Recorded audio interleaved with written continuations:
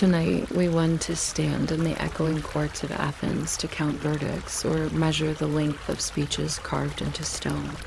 Instead, we'll slip into the early hours of a city that woke slowly, where the marble colonnades were still cool to the touch, and the law itself was just stretching its arms beneath the first sweep of the magistrate as broom. Here, beneath the chatter of the agora and the long shadows of olive trees, Athens wrote rules that reached beyond any single person, rules that even the most powerful owners could not break. Some say justice here began in whispers, the slap of sandals on temple steps, the hush of a runaway slave clutching the altar before dawn, the murmur of philosophers arguing beneath branches older than their arguments. In this city of geometry and rhetoric, there were also boundaries lines drawn in the dust that even masters dared not cross, so lower the lights. Let the quiet order of Athens settle around you like parchment laid flat on a desk. And if your breathing falls into step with the slow rhythm of the water clock, measuring time drop by drop, that's just the night keeping its own record. And as the firelight leans into the night, we turn toward Athens, toward streets where sandals scuff dust into the same air that carried orators' voices and temple bells. Here, among marble columns and market stalls, laws rose slowly, not as thunderbolts from the gods, but as careful lines drawn by human hands. Some of those lines held firm even when power tried to trample them. Others faded like footprints after rain.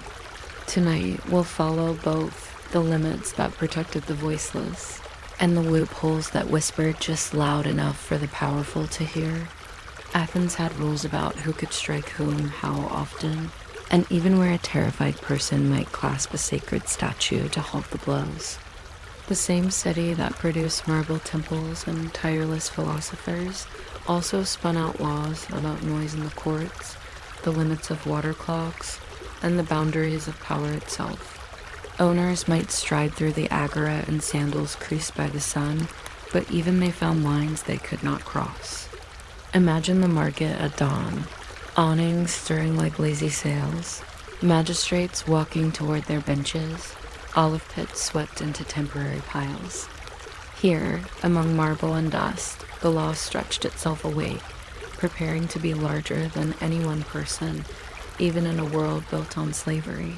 The Athenians were great believers in lines, not the dramatic, sword-drawn kind, but invisible ones. There is the line you do not cross when you speak out of turn before the presiding archon. There is the line of pebbles used to count votes, which must not be touched with sticky fingers. And there is the line that lies, surprisingly, between a master's anger and his slave's life. Kill a citizen and you face exile or worse. Kill a slave without cause, and you still find yourself standing under the hot sun while your neighbors measure out your excuses like barley.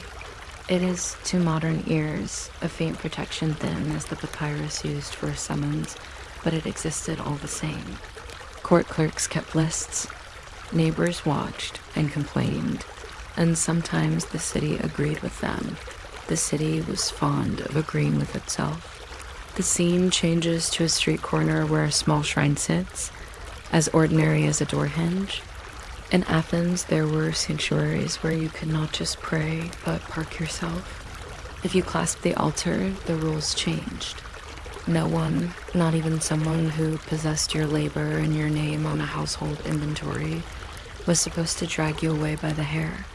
The gods were not bailiffs exactly, but they were treated as if they might be. Picture a runaway slave, breathing hard, the smell of lamp smoke and crushed laurel in the air, fingers white on cold stone. A priest clears his throat in the universal tone of, "Please respect the property of the divine," and a crowd does what crowds do best. It witnesses. In that moment, ownership meets a boundary and blinks. Sanctuary is a very soft word for a surprisingly firm idea. The temple is quiet, there is no music, only an argument that must now happen with fewer raised hands. Near the courts, a water clock, the clepsydra, drips with soft stubbornness while a case begins. One of the small absurdities of Athenian justice was that your voice was measured by a pot. When the water ran out, so did your speech. The effect on rhetoric is interesting and, for our purposes, soothing. There are only so many syllables a person can stack in the time it takes a bucket to empty. A slave's complaint, relayed by a patron or an official, because legally the complaint had to walk in citizen's shoes, fits inside that quiet interval. The allegation might be excessive cruelty, a phrase both vague and deeply specific, too many blows, too little food, too much attention paid to the wrong parts of a human being's body. The city, which keeps its lists, occasionally orders a solution so tidy you can almost hear a clerk smiling. The master must sell, not free, not embrace, not transform, but sell. It is a remedy that moves a human like a vase, and yet, in its arithmetic way, it is a kind of triumph. Someone drew a line and said, "Today, you stepped over it, and now you must trade your anger for coin." We drift, as the Athenians so often did, from law to the lotion of law, religion. In sacred spaces, the flicker of a lamp counted as a contract. A person who seized a suppliant risked offending a god, which was a poor long-term strategy for a house with a leaky roof. Sanctuary created a pause where negotiation could slide in, an agreement to sell, a promise to behave, a witness to carry the matter to a magistrate. The city's conscience was a small thing with wax tablets and the habit of being late, but it existed. Even the vocabulary has a sleepy quality: supplication, asilia, the rite of the altar. There are softer words in Greek, but not many softer ideas. Owners learned to walk carefully when the boundary stones of temples were nearby. Feet slowed, voices dropped. The gods were listening, and the bucket was still dripping. There is a temptation to believe that ownership always silences, yet in Athens noise could be a form of protection. A household that was too loud became everyone's business. We might smile gently at the image of a neighbor peering through a courtyard doorframe and muttering, unseemly, but that mutter had weight. The city preferred order. Order slept better at night. And so the law created a stack of tiny cushions. Limits on torture without public order, rules about blows that left marks, requirements that certain punishments be ordered by officials rather than inventively administered at home. To the drowsy ear, it is all very procedural. To the person on the receiving end, it was space to breathe and sometimes space to act. Some slaves acted by appealing to officials with the straightforward bravery of tired people. A woman who had endured too many hands might accuse. A man who ran again and again might finally run to a magistrate. A younger person, clever in an ordinary way, could find a patron to speak. The city liked speaking. It believed in it as a way to let pressure out of the system, like lifting the lid on a pot of lentils before they boiled over. When the story reached the right ears, the solution was often that tidy word, sell. We can hear the sleepy relief of a city that loves transactions. Somewhere a scribe is sharpening his reed pen for the receipt. Family life threaded itself through all of this like string around parcels. Slaves married. The city didn't throw confetti, but it noticed. And inscriptions from places that thought about such matters, Crete, with its careful stones, and attic households that kept their own lists. There are lines about marriages that the city doesn't grant but dares not ignore. A wedding in a slave quarter was a quiet thing, the kind of event that makes neighbors nod without pausing in their gossip. There might be a garland. There is certainly bread. The law, in its dry way, sometimes sided with bonds that steadied a household more effectively than fear. A child napping on a mat was a strong argument against a sale that would split a pair who ran the loom like a well-oiled machine. Athenian common sense was not sentimental, but it was thrifty. Dinner in a slave household feels like a scene we are allowed to imagine slowly. Garlic, olives, a small fish grilled to patience. Someone tells a joke only the people at this table understand, and it is not a very good joke, which somehow makes it better. The city as legal habits, its mild preference not to break what is already working, cast a small shadow of protection.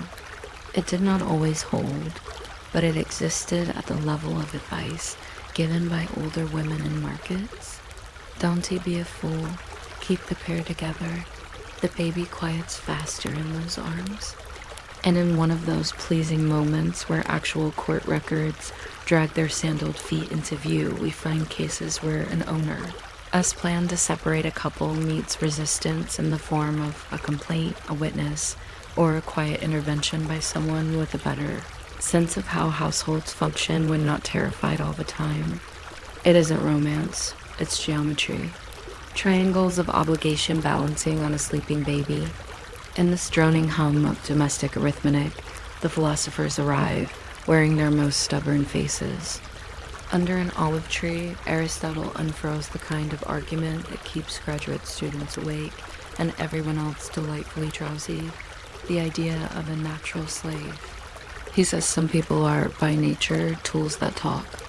And then, suspiciously quickly, he says many people who are enslaved are not this kind of person at all. The category is real, he assures his listeners, and then removes most of the available examples. It is like declaring that certain geese are technically celestial and then admitting that no one has ever seen one in the sky. His students nod. They were trained to nod. The hushing pleasure of Aristotle is not the conclusion, but the footnotes. He insists on moderation. He suggests that a master must be, at the very least, a teacher of sorts, and not a storm cloud. He wrings his hands in a polite way over cruelty that is purely for sport, the philosophical equivalent of saying, don't poke the bread with your finger before it's baked. It is thin protection again. Yes, but the habit of saying it matters. Language always matters in cities that litigate everything from boundary stones to affection. In those same circles, people who had listened to Socrates or to people who were sure they had kept worrying the question like a flat pebble, can anyone own a soul? You can possess a person's labor and still fail to possess the person. It is either a profound truth or a deeply exasperating one, depending on how much sleep you've had. Symposiums were where big talk shrank to manageable size. Reclining on couches that were always slightly less comfortable than they looked, men spoke in sentences that ripened slowly. Wine diluted with water made everything taste like an argument heard down a hallway. Within that haze, someone would bring up the paradox of mastery. You can order a person to act, but you cannot order him to believe the order is just. The room hummed. A slave filled cups and listened as people debated whether virtue could be taught to those required to carry wood. On a very good night, someone would decide for a few minutes. That reason was incompatible with ownership. And then the water clock in the corner, invisible but public, said the time for that sentence had run out. Even philosophy obeyed the bucket. What happens when words dry out? Occasionally, law sharpened. Athens could punish a master for what a polite inscription would call outrage, a word that meant something like, you behave as if you have no neighbors, a whip used with the enthusiasm of a chorus leader, a hunger imposed with mathematical ambition. These could bring consequences. The mechanism was rarely heroic. A complaint, a hearing, a fine. Sometimes the forced sale again, which sounds like paperwork because it was paperwork. The city arranged itself like shelves. It put things back where they did the least damage, or at least where the damage could be inventoried. And yet the line between tidy and courageous was thin enough that feet slid over it. The records preserve stories of slaves who used the city's machinery with a certain resigned genius. Someone memorized the law the way bakers memorize the number of loaves in a batch. Someone heard a rumor about an official who disliked chaos and showed up at his door with chaos in a neat bundle.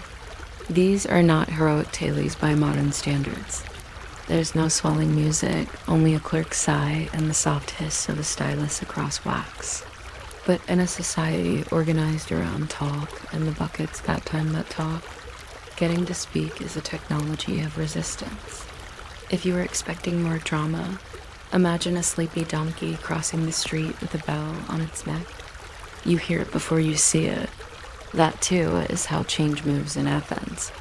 Beyond the city, in stonier places where minds chewed the earth like a man who doesn't enjoy his food, the protections thinned.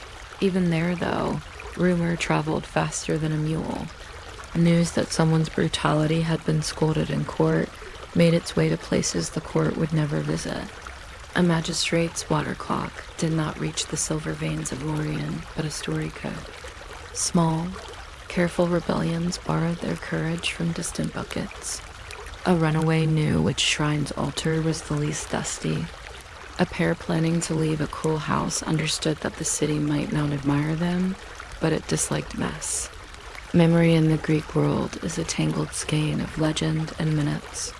We do not have records of Spartacus marching through Attica. That was a Roman thunderclap on a different horizon. What Greece had were echoes helots who rose up in Sparta with the slow inevitability of frost. Bands of escaped slaves camping in hills that smell like thyme. Little storms that mattered a great deal to the people under them. Sometimes a temple bell became a rallying point. Sometimes a market rumor swelled like a sail. A household woke to find that its power had been measured in the wrong units all along. For a day or a season, fear lived somewhere else. Legal rebellions leave the best paper trail because clerks are their own kind of weather.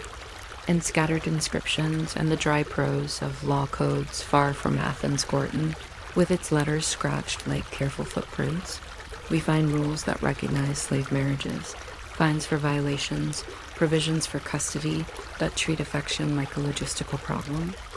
It is difficult to turn this into a song, and that is why it is great for sleep.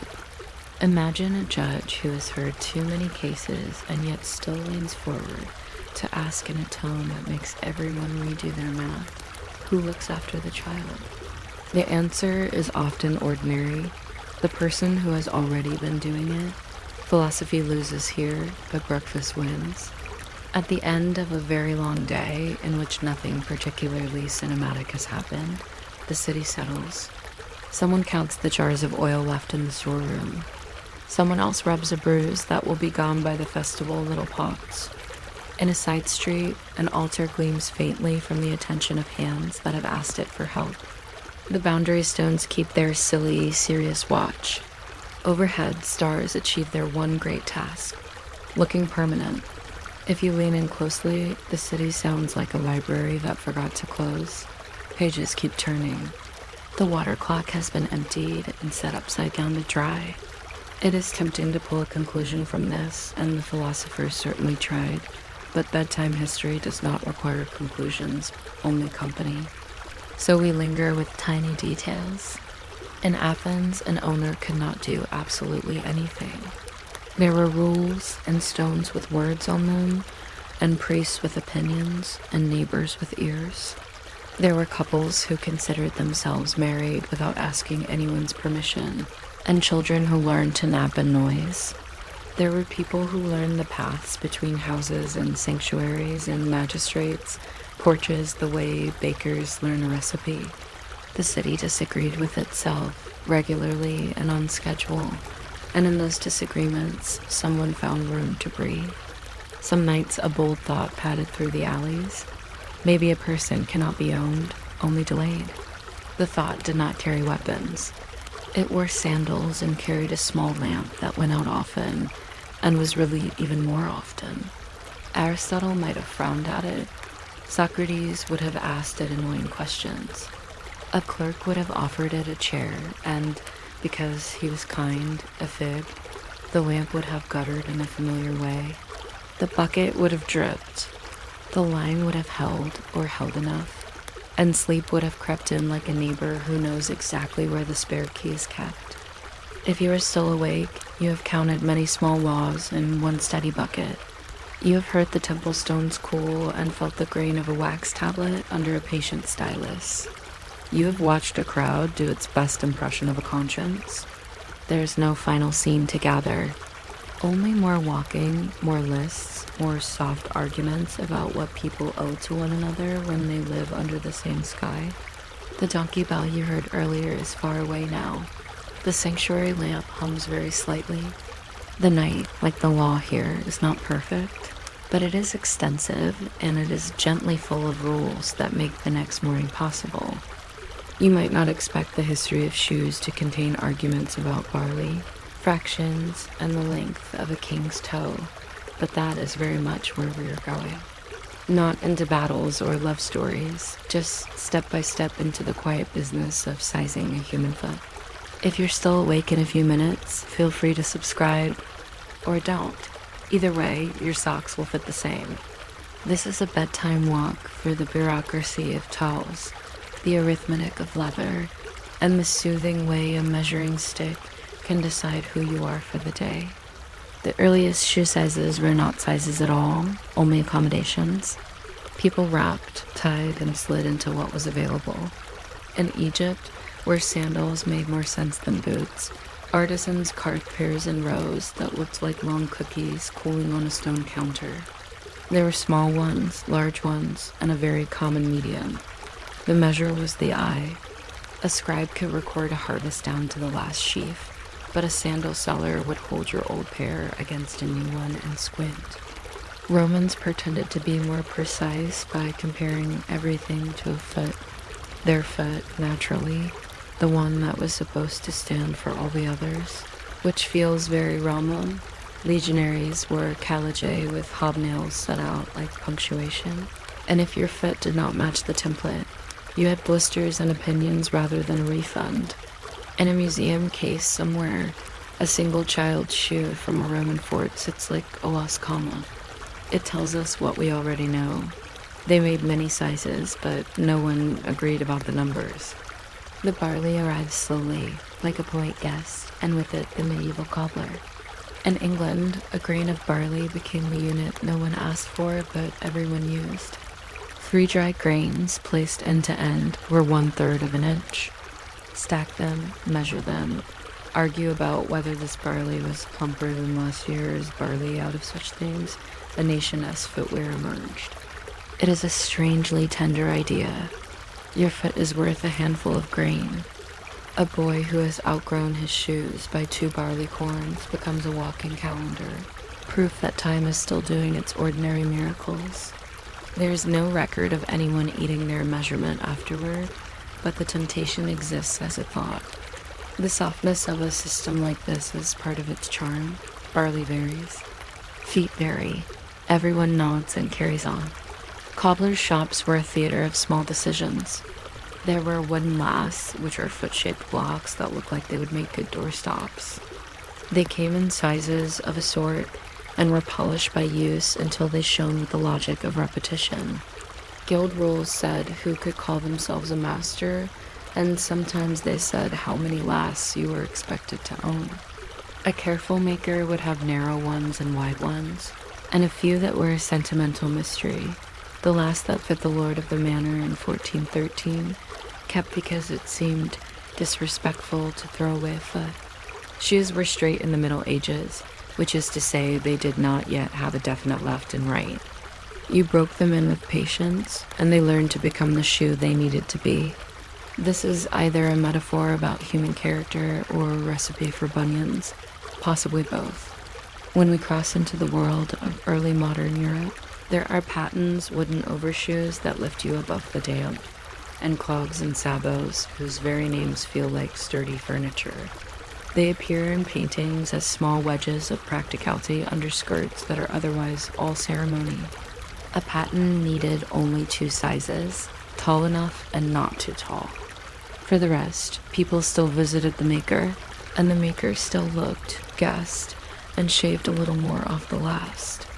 Somewhere in a cobbler's bench drawer lay a tape of oiled linen marked in thumb lengths and arguments. Shoe size was a conversation. You could win it by being charming. You could also lose and wear something that bit your heel on market days. The 19th century liked sorting much more than guessing. It brought factories, and factories brought stacks of uppers and soles, and a nervous desire to make as many identical shoes as possible. Left and right shoes became normal, a concession both to comfort and to the needs of a production line that could not politely ask customers to spend 2 weeks breaking them in. Military contracts helped. An army prefers boots that vary only in size, not in personality. Quartermasters discovered what parents already knew. People have feet in clusters. Piles of sizes that never sold sat next to empty bins where the popular sizes had vanished. In letters and reports, officials developed the soothing habit of blaming the bins. Numbers multiplied. Britain kept the barleycorn logic and numbered adult sizes up from a notional 0. Children's sizes started at 0 and climbed to 13, like small ladders waiting beside larger ones. Across the channel, the French invented the Paris point, which sounds glamorous and is in fact efficient. 2/3 of a centimeter per step. You can whisper it to yourself like a cooking instruction. 1 Paris point equals 2/3 of a centimeter. Your foot is a certain number of points long, which feels as precise as a knitting pattern. The Americans carried the British barleycorn system across the water and shifted it by a ghost of an inch, the way one slides a picture frame a little to the left and decides that is an improvement. We live with the result. Someone with a British 9 is an American 10, or perhaps not, depending on the brand's mood. The 20th century fell in love with devices. Into shops came the Brannock, a metal instrument with sliders, numbers, and the cool authority of a dentist's tray. Children placed their socked feet on the plate and watched a clerk kneel with the attention of a cartographer mapping a peninsula. The Brannock measured length and width and a thing called arch length, which is where your foot likes the shoe to bend. You could be a 7C in one dimension and a 7D in another, a fact that fascinated the clerk and left you with a choice that would be made for you by whatever boxes the shop happened to have in back. The sound the device made when it was placed back on the carpet metal soft against commercial grade pile belongs to 1,000 dim department stores. It is the sound of a number becoming a shoe. Width letters flourish like ivy. O was narrow, E was wide, and E felt like a cheerful exaggeration. People began to learn that feet are not so much long as they are particular. One foot could be a different size than the other, which the brain knew already, but the measuring world needed to formalize. There were awkward jokes about breaking in the smaller one. There were boxes full of single shoes for trying on purposes, each with a cousin somewhere in the stockroom. This cousin system still exists. Most of retail is a series of cousins who almost meet. Standardization had its quiet international adventure.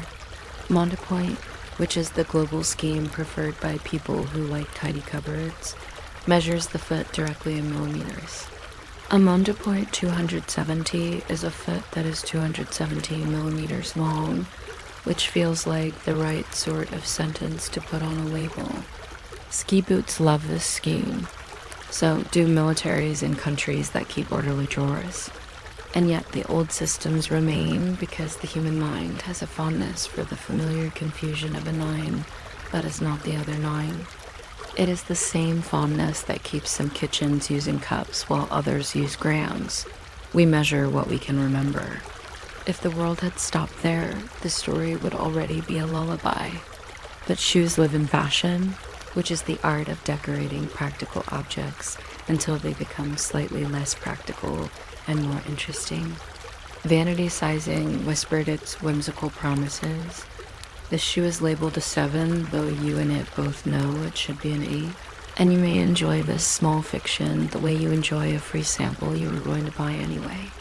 Brands stretched or shrank their ladders by a rung or two. Reviewers wrote long paragraphs on websites about true to size, the way medieval dealers once wrote. Letters about good quality barley.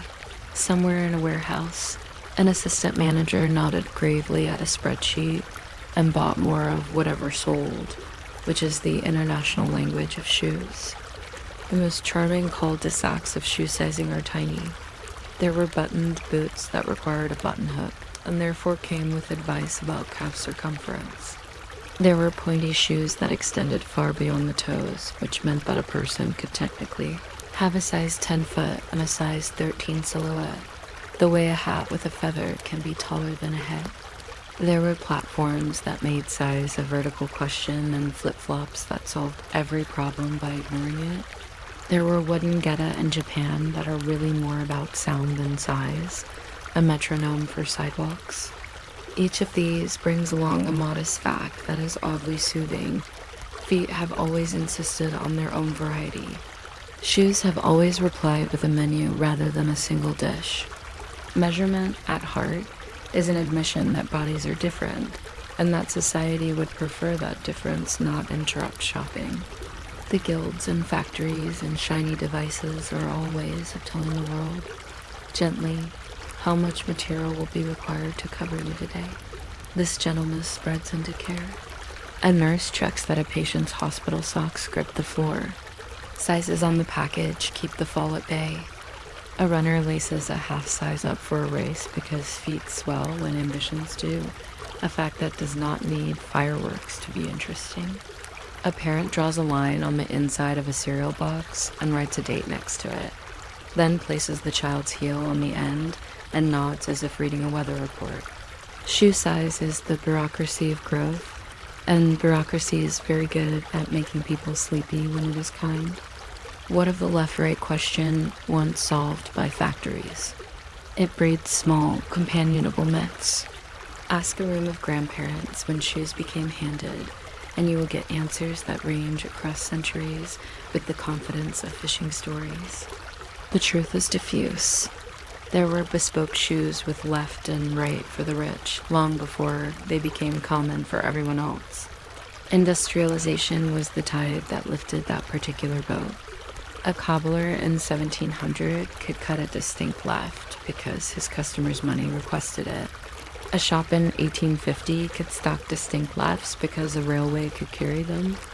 A tiny detail, whether a shoe bends toward you or away, turns out to depend on how much coal your neighborhood is burning. History is always like this when you let it cool down. We can take a sleepy detour to socks because socks have their own little monarchy of sizes. Most of them come in 2 moods. A number of shoes this will probably fit. And we aren't making promises, but the technical world has charts in centimeters that resemble weather maps. The knitting community keeps a frighteningly precise vocabulary for heel turn and gusset, which are the parts of language that make mathematicians feel unexpectedly at home. There is a sock yarn called self-striping, which is what the Romans would have named a friendly tiger. None of this needs to be remembered. It is enough to know that someone, somewhere, cared enough to count stitches for strangers. Then there is the long corridor where shoes meet work. Safety boots travel in their own size dialect, sometimes larger to accommodate steel toes, sometimes normal because steel has learned to be thin. Ballet slippers shrink to match a tradition that has always preferred neatness to air. In a corner cabinet in a museum of aviation, there may be a pair of tiny boots that went to high altitudes in an unpressurized cockpit, stuffed with wool and good intentions. Astronauts, when they bounced softly on the moon, had overboots with sizes that matched suits, and suits that matched crew members. And crew members who signed for the whole bundle as if they were picking up something from a dry cleaner, who also happened to be a government. Buying shoes online today, which is an activity heavily dependent on hope and duct tape, produces its own lullaby of taps. One site says a brand runs large. Another says it runs small. A third uses Mondopoint, but only if you click a subtle button. Into this chorus, the Brannock strolls again, a vintage visitor with metal calm, to measure your restless foot on the living room rug. The numbers look official. Your feet, helpful as always, are different at 6 in the evening from what they were at 10 in the morning because gravity has been at work, and so has soup. The package arrives 2 days later.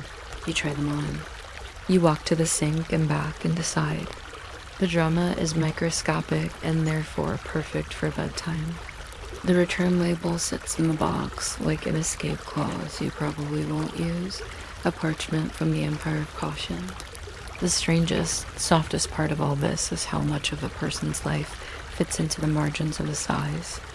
A child learns to tie laces that seem longer than the day. A teenager chooses a pair that squeaks in the hall against the policy of a strict librarian and decides to change their stride. An adult buys comfortable shoes and insists quietly, repeatedly, that this is not surrender but wisdom. A very old person lets someone else do the choosing and discovers that slippers are a kind of philosophy. Each moment comes with numbers. The numbers don't tell the story, but they sit politely at the edge of it with folded hands. Somewhere right now, a warehouse is printing new labels. The fonts are more confident than they were 50 years ago. The cardboard is thinner. The sizes are the same dance they have always been. A few steps forward, a few sideways, a bow in the direction of the old measurements. Barleycorns are no longer part of official discussions, except when someone tells the story for charm, which happens more often than you would think. It is good to imagine that somewhere a clerk still keeps 3 barley grains in a small envelope just for the pleasure of placing them end to end. It is good to imagine that he is very popular at office parties. In the end, if there is an end, shoe size is a promise to meet you where you are. It is the shop's way of whispering that it has anticipated the width of your day and the length of your patience. The numbers do not always keep their promises, but the attempt is consistent, and consistency is what most of us need at bedtime. We leave our shoes by the door. We will put them on again tomorrow and accept that we are, more or less, a 42 or an 8.5 or a 270, give or take coffee. Nothing here is urgent. The world will go on arguing about barley and Paris points without us. For tonight, it is enough to know that someone once took a handful of grain, lined it up, and decided that your foot was worth counting. The measuring stick goes back in the drawer with a small slide and a click. The corridor of sizes becomes quiet. The numbers, having done their work, curl up and sleep under the bench like friendly cats. You might not expect the paperwork of slavery to be soothing, but ancient Athens left behind a trail of quiet rules so specific that they start to hum like a fan at the edge of sleep.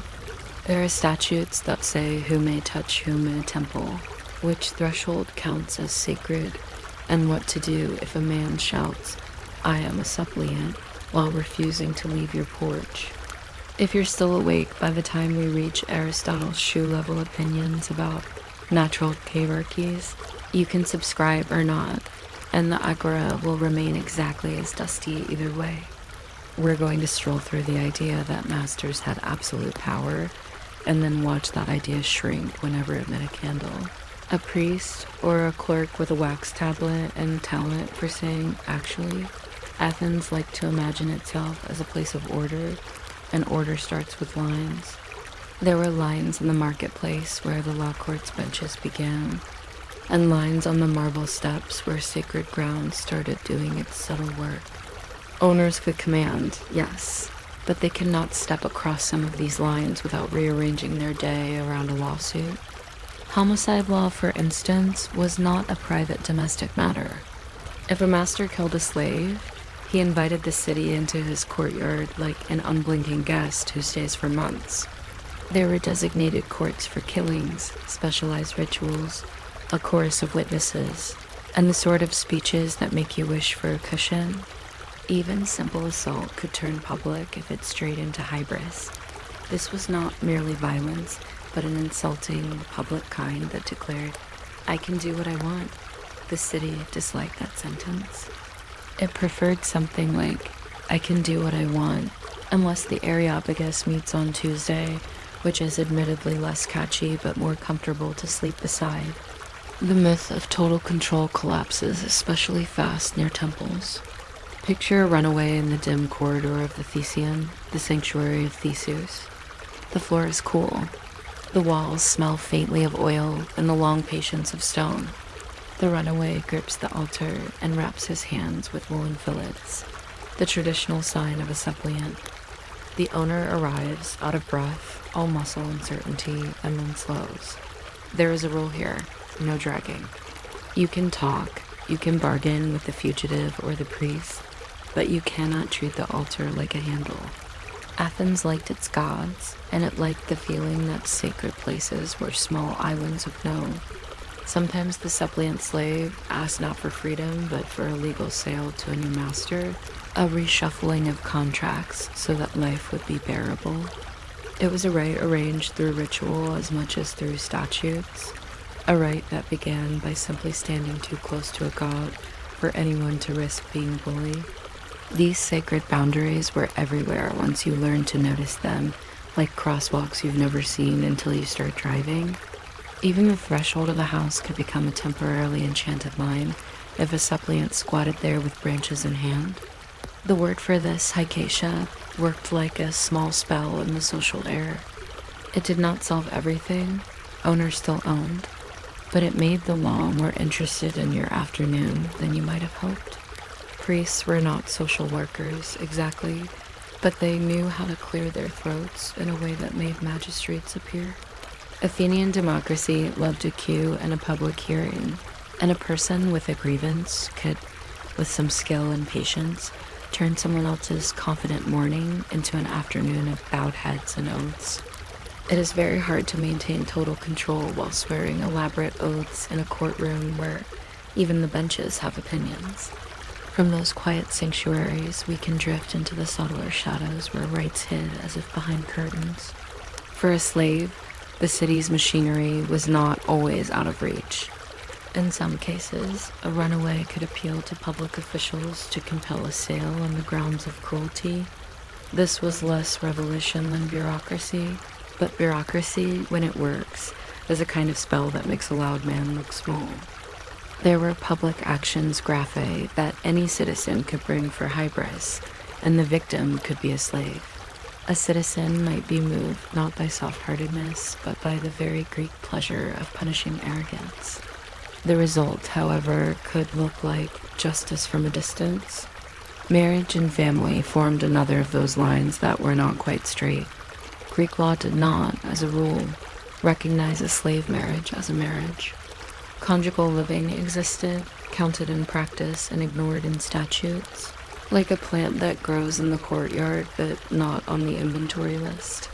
And yet owners who tried to split couples at whim met frowns from neighbors and occasionally from the law, which had an appetite for stability even in places it refused to name. The tiny legalities around children could be exact to the point of poetry. A child born of a slave mother was a slave, yes, but an owner who freed the mother and acknowledged the child could shift the family as status like a careful move on a board. There were manumissions inscribed on stone, with little clauses called paramon. You are free, but please remain with me and serve until I die. And then we will say again that you are free. The words look very precise. The effect is the old Greek trick of making freedom walk in slippers.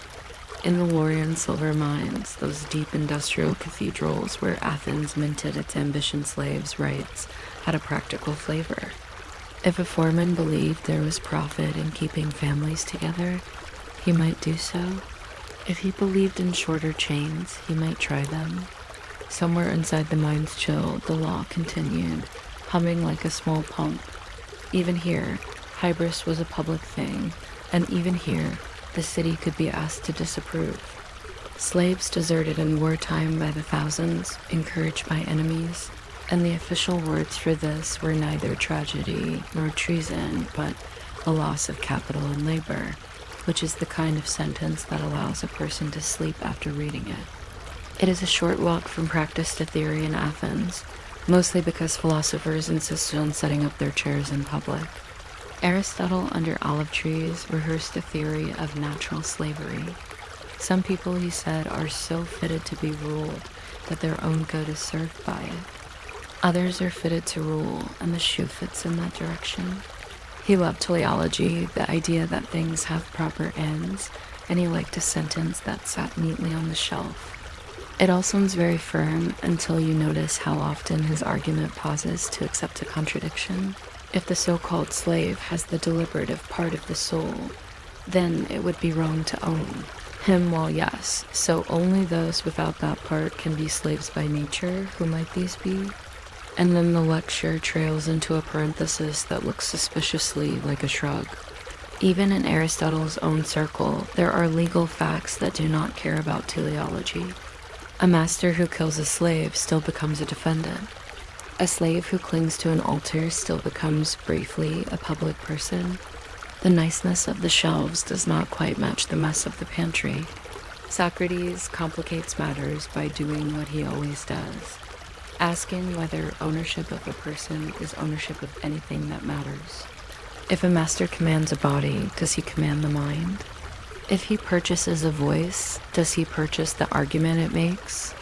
In Plato's dialogues, this becomes a conversational cloud that settles on everyone's hair. Athenians loved a paradox so much they could make one out of a shopping list. It is soothing to watch the paradoxes accumulate because they form in the end a slow blanket. The more you talk about perfect control, the more it dissolves into a set of exceptions, and the exceptions become a way of living. Even those who defended slavery as an institution often urged good treatment for reasons that had nothing to do with tenderness. A contented household was efficient like a well-tuned lyre. The city had an interest in quiet nights. A clever owner could pride himself on ruling by persuasion, which includes the technique of putting a decent dinner on the table and not screaming. Moral philosophy lapped against social expectation like gentle waves. None of it freed anyone by itself. It did, however, create the steady suggestion that another way of arranging a day was possible, and such suggestions pile up inside a culture the way sand collects in the corner of a courtyard. You notice them when sweeping. Now and then, theory failed, and the courtroom reminded the bold that they lived among neighbors. There are speeches where men prosecute other men for public insults committed against slaves, and the insult is counted important not because the slave is important, but because the city hates swagger. You can almost hear a juror thinking, if you will do this to someone you own, what will you do to me in the street? It is a very democratic fear, and in it, a kind of accidental protection arises, like shade created by architecture that was built for the beauty of its line. We do not need to overpraise it. We can simply note that people sometimes stood in that shade and found it agreeable. The law itself could be used as a tool, quietly, like a wedge slipped under a stubborn crate. Some enslaved people learned the roots temple first, priest to magistrate, magistrate to sale, sale to a household rumored to be better. Others relied on the slow ethics of gossip, which in a close city can be very fast. A master who beat a child or publicly humiliated a woman might discover that his name traveled. An acquaintance would mention a lawsuit in which something very similar had gone very badly. Suddenly, he became a man careful around thresholds. It is a small victory, but small victories stack. History is mostly shelving. Occasionally, a stack tilted. There were legal rebellions, episodes where a slave used the city's own mechanisms to force redress. Imagine a man who had learned to keep records, perhaps a steward. He knows the dates and quantities of shipments and the name of a cousin on a jury list. He also knows the rule about hybris. He quietly makes a case file of a kind, tucked behind wine jars. When the moment is right, he walks to a magistrate with a calm that makes onlookers lower their voices. The case slows the master's week. The household becomes polite. The steward gets sold, as requested, to another house where he intends to be boring for a while. We will never know his name because he was very good at being boring.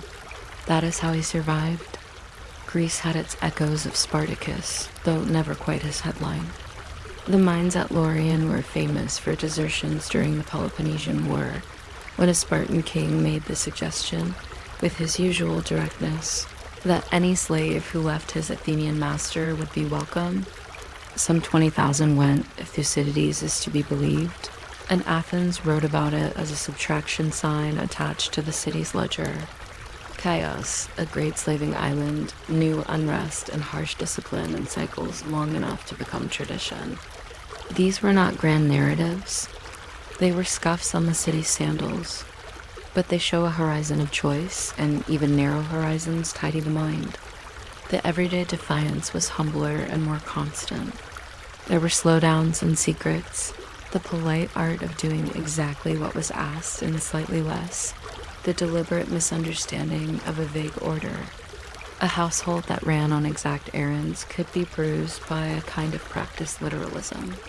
A stew would be precisely salted to the letter of the instruction, which is how you create a pot of soup that tastes like a contract.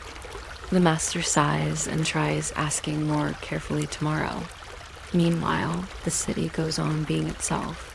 Sacral spaces watched by calm statues, courts with their inventory of oaths, officials with wax tablets who enjoy writing brought as a public action because the phrase makes them feel reliable. Even in these quieter rebellions, the law reappears as furniture. A free artisan beating a slave in the street risks a fine if a passerby takes offense. Not every citizen desires to be the passerby who took offense. But there is always one, the same way there is always one person who knows where the extra oil lamps are kept. The city survives on such people. They are not heroes. They are the maintainers of hallways. When they act, it feels less like a dawn and more like someone opening a shutter for air. We can end where we began, standing near a temple's door, just far enough inside to feel the rolls curl around your ankles. Athenian slavery was a machine made of shortcuts and rituals, of impossibilities that everyone negotiated into possibilities, of masters whose power looked like iron from a distance, unlike a calendar up close. Philosophy tried to square it into a diagram. Practice unfolded sideways. A runaway could touch a god and become, for a few hours, the city's concern. A family could be merely recognized by a law that refused to say the word family.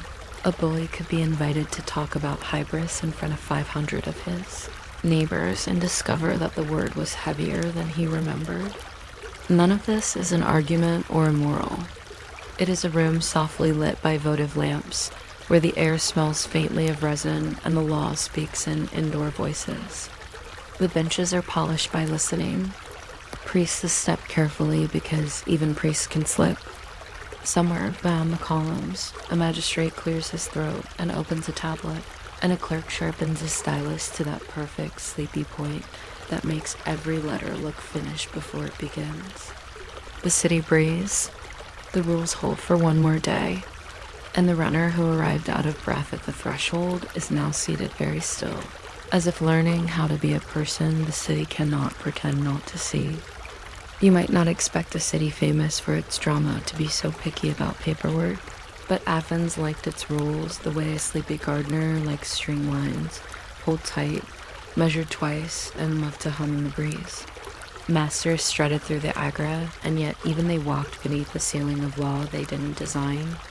If you're still awake by the time we reach Aristotle's thoughts on shoes and soles, feel free to subscribe, or don't. The jurors will keep filing in at dawn, either way, counting their 3-obol pay with the tranquility of people who believe in benches. The myth says owners had total control. The docket says otherwise, and the docket speaks softly, like someone reading a recipe aloud. There were courts for homicide that ignored household rank and rituals, almost clerical in their insistence. A killing was not a domestic accident. It was a public matter with oaths, water basins, and the tiring choreography of witnesses who kept being asked to stand here rather than there. Assault became hybris if it turned showy. Athens disliked swagger the way libraries dislike whistles. Even the market had invisible boundaries where sacred ground began, and you could almost see men slow at the line, like busy people discovering a carpet they mustn't scuff. The gods did a great deal of zoning. Temples made the myth of mastery look especially fragile. Imagine the shaded ambulatory at the Thesian on a hot afternoon, the marble cool, the oil lamps waiting for evening. A runaway gives himself the vocabulary of safety woolen fillets around the hands, the branch of a suppliant, and touches the altar. The owner arrives full of certainty and then becomes a person with a question. You cannot drag someone away from an altar. You can talk. You can negotiate. You might arrange a sale to a gentler house, the city acting as clerk between gods. No one wishes to test whether Apollo keeps a ledger, and so everyone behaves as if he does. Sanctuary could happen at a household threshold too. The space just inside a door could turn briefly into law. You learn to respect thresholds when they keep ruining your afternoon. Athenian life is full of these quiet no's. Not abolitions, not revolutions, but interruptions so consistent they become a landscape. Total power doesn't like landscapes. It prefers open fields and short speeches. Athens, fortunately, had alleys. The city hid rights in shadows simply by insisting on public air. Any citizen could bring a case for hybris, and the injured party might be a slave. It wasn't T-kindness so much as civic neatness, the belief that if you allow a man to perform his cruelty in the street, he will eventually improvise on you. In the silver districts at Lorien, where tunnels made cold dawns, in dull hands the rules persisted like a faint drip. Even there, violence staged as spectacle could draw the city's frown. People who could not vote could still throw a shape that made magistrates appear. A runaway might petition officials to compel a sale away from a brutal owner. The clerks did not write poems about it, but they knew the form. Some protections worked by rumor. A household famous for breaking families might find itself nudged by neighbors who enjoyed telling cautionary tales about verdicts. Athens trusted gossip the way bees trust maps. Families existed in a legal half-light. Slave marriages were not marriages in the strong civic sense, and yet owners who split couples without reason made their neighbors stare as if someone had sneezed into the libation bowl. Inscriptions speak with careful, drowsy conviction, manumissions recorded on stone, clauses called paramount, "You are free, but remain with me until my death," after which the inscription repeats itself as if to be sure. It is the most Athenian sentence, a promise that rephrases itself for comfort. Children could change status if acknowledged. A household could quietly treat a pair as spouses while the law looked deliberately away. These half-protections mattered. They did not overturn the system. They made mornings gentler, which in the arithmetic of long lives is not nothing. Picture a wedding feast in the back courtyard of a townhouse. Borrowed lyre, bread with sesame, a cup passed hand to hand. The contract does not see it. The neighbors do. Sometimes that was enough to keep a couple together. Sometimes it only delayed the inevitable. Delay, too, is a tool. Philosophers who lived on a diet of olives and opinions tried to draw straighter lines than the streets allowed. Aristotle, with his love of proper ends and tidy categories, argued that natural slaves exist, people who are completed by being ruled. He explained this with the confidence of a man who owns several shelves. Then reality kept walking through his lecture like a neighbor's cat. If a person can deliberate, he admitted, owning him is wrong. But how exactly shall we diagnose a soul? A test? A questionnaire? Even Aristotle sounded drowsy when trying to separate essence from employment. Meanwhile, city law whistled for him to notice that homicide cases do not care about metaphysics, and that a suppliant on a temple step has, in that moment, more public standing than any theory of Tellus. The awkwardness becomes almost cozy. It is like listening to someone explain that rain is good for crops while everyone moves their chairs under the awning. Socrates and his conversational descendants tied further knots, asking whether command of a body equals command of a self. If a master orders a lie, who owns the truth that refuses to move? You can watch the question float around a symposium like a moth. His students turned it into paradoxes. If ownership includes the soul, then no soul can be owned. If it excludes the soul, what is owned worth in the currency of virtue. It was armchair rebellion, but armchairs have their uses. Athens loved the sound of thinking, and sometimes the sound itself worked as sand in the gears. Even those who defended slavery advised mild rule, not out of pity, but because tranquil houses sleep. Ethics got in by the side door, burned slippers. From time to time, the arguments jumped off the cushion and landed in court. There are speeches prosecuting citizens for public abuse of slaves, and the jurors nod along not because they have discovered universal rights, but because they dislike public swagger. The penalty hurts enough to teach a memory. A steward with a head for numbers might quietly compile a case for forced sale, stacking dates and witnesses like amphory. The moment he files, his master becomes a man with appointments. Authority never looks quite the same after a morning spent sitting on a bench. The city's love of procedure, the lists, the tokens, the water clocks measuring speaking time stood between people and harm more often than idealists like to admit. Procedure is boring until boredom is the shield. When slaves fought back in ways you can footnote, they often did it with the city's own tools. Legal rebellions were small but surgical. A petition at a temple became a priestess letter, became a magistrate-s order, became a sale, and sometimes later, a tiny line on stone announcing freedom with conditions that read like housekeeping instructions. Manumission could be bought in installments, promised in wills, negotiated over a deathbed like a very serious errand. The language is tender only by accident. It reads like someone folding linens. Still, it changed lives, and change that looks like housekeeping is often the safest kind. A master leaning too hard on a clause might find a clever friend of the household quoting the clause back at him, which is a very Athenian form of revenge. There were rougher echoes, too. Greece is never entirely composed.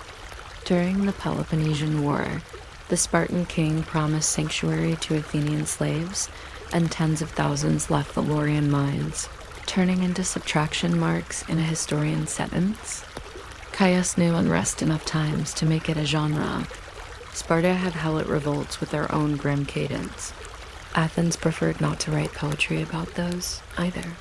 It classified them under losses, damages, and budgetary headaches. The city always looked for a way to put a number on a feeling. Even here, rules kept surfacing: declarations, amnesties, the careful sorting of who returned and who did not. It is not glorious. It is very legible. Legibility is sometimes what safety looks like when no one is pretending to be noble. Most resistance lived in gestures so small they can make you sleepy. Work to rule is an ancient art. A cook salts the stew exactly as instructed, producing a pot of legally compliant brine. An errand runner interprets soon as before the next festival. A scribe copies a ledger precisely, including the master's arithmetic mistake, then watches as a merchant corrects it in public. These are not victories you can carve in marble. They are the kind that make tomorrow slightly less dangerous. In a household economy that runs on routine, the routine itself can do the leaning. Owners learn to speak carefully, to promise specific rations, to frown less in public. Athenian slavery did not crumble under this. It persisted, but with seams that people could feel with their fingers. You can hear the city in the background always. The clack of jurors' tokens in wooden boxes, the murmur under the stoa as clients wait for their patrons, the dry music of a water clock deciding when a speech must end. Even the gods participate in civic tone. Priests do not announce thunderbolts. They prefer to clear their throats and ask for decorum. The altar is less a miracle than a sign that everyone agrees not to do certain things while the flame is burning. And yet that agreement saves people quietly, like a shadow-saving skin at noon. When a runaway grips the altar and no one drags him, you are watching a city confess that it has limits, and that the confession is part of how it stays together. Aristotle would have loved a conclusion here, something with categories arranged like a tray of figs. But the drowsy truth is gentler. Masters told themselves a story about total control because neat stories tidy the mind. The city told a competing story in smaller print. You may not do this here, not like that, not in front of us, not without paperwork. Philosophers argued about souls and ends until the candles leaned. Priests guarded thresholds. Jurors made faces at hybris. Couples paired off and tried to remain paired. Clerks wrote the same word twice to make it sound more certain. Every piece is modest. Together, they make an atmosphere dense enough to slow harm. So we end where we always seem to end, at a threshold. It is barely a step, just a line of stone rubbed smooth by sandals. On one side, a man is property. On the other, he is a problem for a magistrate. And problems for magistrates are real in a way property sometimes isn't. The man breathes. The priest waits. The owner considers his options and discovers that options have suddenly become a public matter. Outside, a vendor calls out figs by the basket. Inside, the lamps make a little sun. If you're somehow alert at this point, you could subscribe, or you could rest your eyes while the water clock ticks. The city will keep doing what it does, best folding chaos into procedure, policing swagger with boredom, and granting a person, now and then, a few inches of sacred quiet that no one dares to cross. You might not expect a tax on daylight to leave such a long paper trail, but it does, and the handwriting is very neat. Assessors wrote numbers that looked like small ladders, ink climbing toward the margin, as if even the digits were trying to reach the sun. If you're still awake by the time we compare English casements to Dutch sashes, feel free to subscribe or simply close your eyes and imagine a clerk quietly counting windows with the serenity of a man who has brought the right hat for drizzle. The idea is simple. If a house has more openings, the house must be worth more, so the owner can spare a coin or two for the state. It is the fiscal version of judging a book by how many pages it bothers to show the light. Long before anyone coined the grumbling phrase daylight robbery, which historians will tell you is probably not actually born from this tax no matter how nicely it fits, states peered at buildings and saw spreadsheets. A window was not only a rectangle of air and optimism, it was a line item. Imagine the assessor walking a lane, chalk in hand, not hostile, just gently persistent, like a tide that only wants to know how many panes you own. The origin stories are sleepy because they are administrative. In the late 17th century, England recast part of its property taxation through windows, starting in 1696 with a scale that counted openings, exempted a few poor households, and then grew fussier over time. France played with similar ideas both before and after the Revolution. The United Provinces had local versions. Austria and various German states experimented with taxes on chimneys, hearths, and windows, with each government deciding what part of a house looked most like money, then measuring it. A hearth tax had the advantage of counting warmth. A window tax had the advantage of counting light. Both had the advantage of allowing officials to stay outside. It is difficult to overstate how much bureaucrats enjoy inspections that do not require stepping into other people's kitchens. You could assess a street the way a botanist assesses a hedgerow, making marks for each specimen and occasionally kneeling to squint at something that looked irregular, like a window smaller than a hat box or a chimney aspiring to secrecy. Counting was slower than you think. There were arguments about whether two small lights counted as one if a thick mullion stood between them. There were panes that pretended to be doors and doors that pretended to be panes. There were fashionable bow windows that bulged into the street like polite elbows, and the law had to decide how an oboe should be taxed. A sash with 6/6 panes made a different kind of arithmetic than a casement split into two. The chalk made faint clicking sounds on brick, adding and erasing, adding again. Some households had a window that looked into a narrow alley with the view of a wall very close by, like a book reading another book. People wanted to know if a window that saw nothing counted. It did. The idea was to let daylight find the account book, even if the daylight was too tired to look back. If this is all delightfully dull, that's because it was meant to be. The best taxes are the ones that make citizens sigh rather than shout. Houses learn to answer. The easiest response was the most visible. Bricks where glass had been. Blind windows appeared like thoughtful pauses on a facade. Sometimes they were filled neatly, brick tooth to brick tooth, a perfect little silence cut into the wall. Sometimes they were merely boarded and painted to resemble real windows, which fooled nobody and everyone, the way a tidy ledger can be pleasing even when you know what is missing. Not just the poor did this. Aristocratic townhouses in London composed new faces after 1696. Selective eyelids closing, giving buildings that drowsy, half-awake look you can still see if you tilt your head on certain streets. Carpenters learned to make shutters that never opened, but argued loudly from a distance that they might. Plasterers scored rectangles into render, drawing windows that existed only for the tacksman's quick glance. Assessors learned to carry long poles for tapping. It was an age of gently suspicious tapping. Some loopholes were so polite they looked like etiquette. In many places, windows that opened onto stairwells or closets received different treatment. Cellars and attics could be coaxed below the tax horizon if you argued that their windows were only for ventilation, a word that lets architecture sigh. Kitchens protested that their little highlights were more about smoke than joy.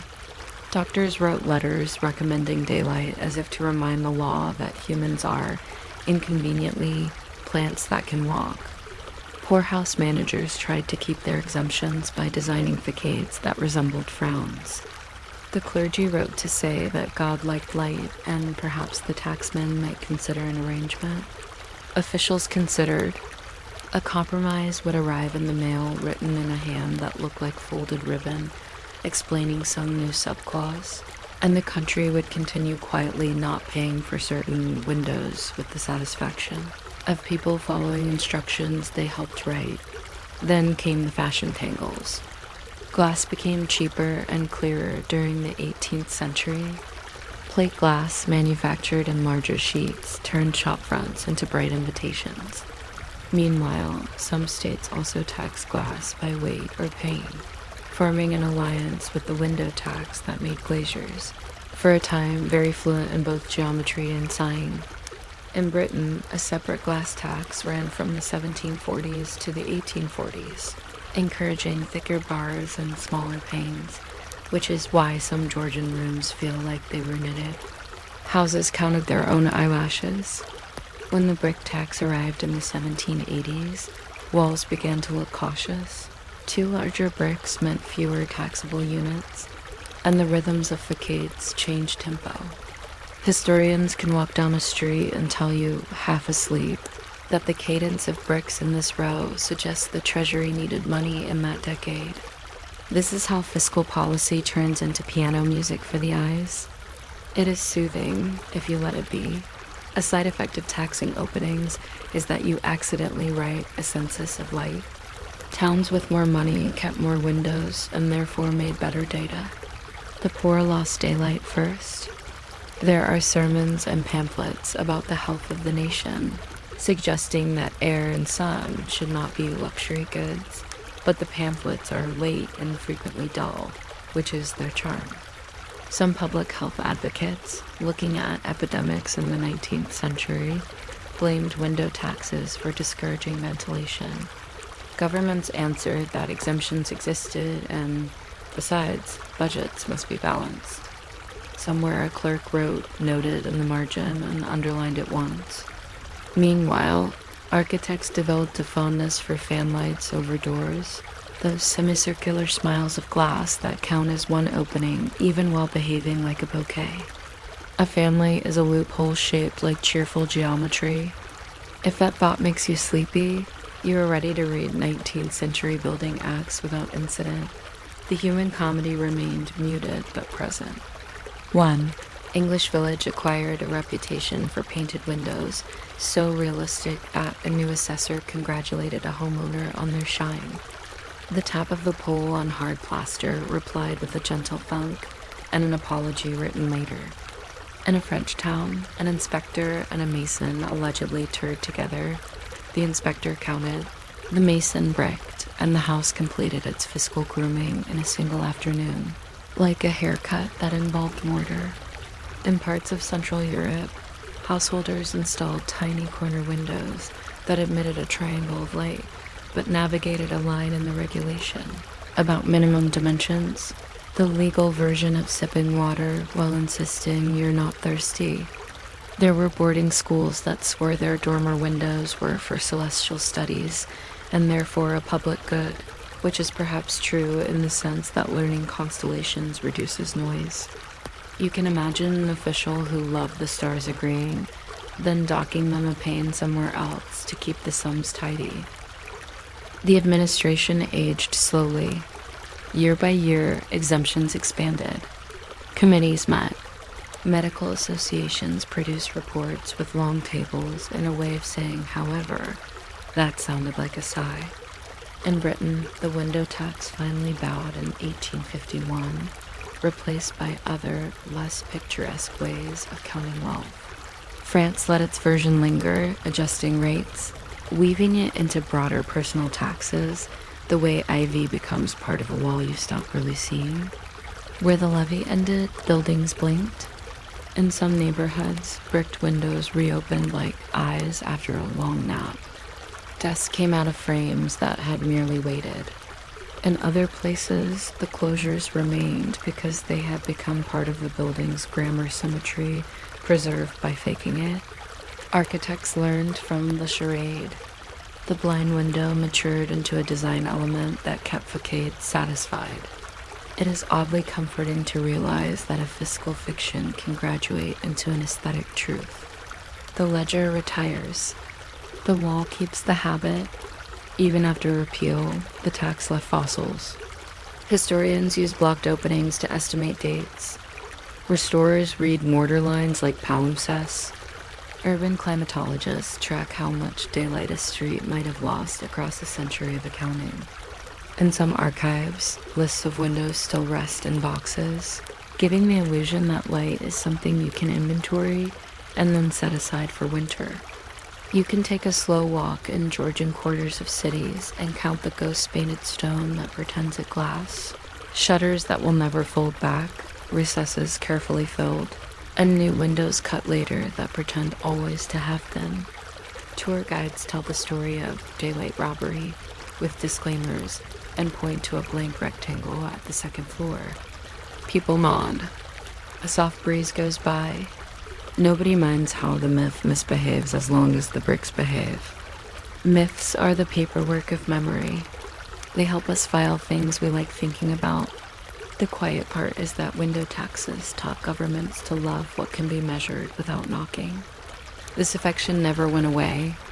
Later centuries counted bicycles, dog collars, stovepipes, radios, and, with particular tenderness, the dimensions of signs.